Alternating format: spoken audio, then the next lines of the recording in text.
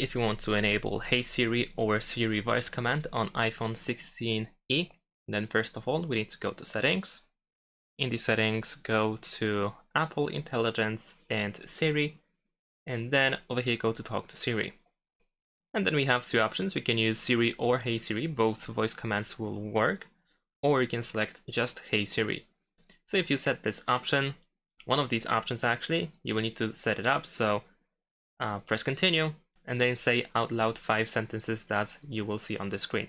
Hey Siri, how's the weather? Hey Siri, send a message.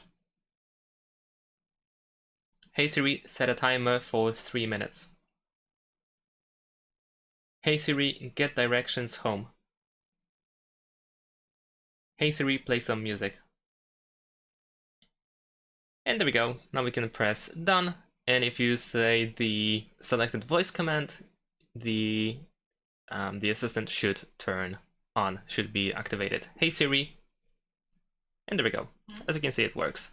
Thanks for watching. Leave a like and subscribe to my channel, and see you in my next videos. Bye.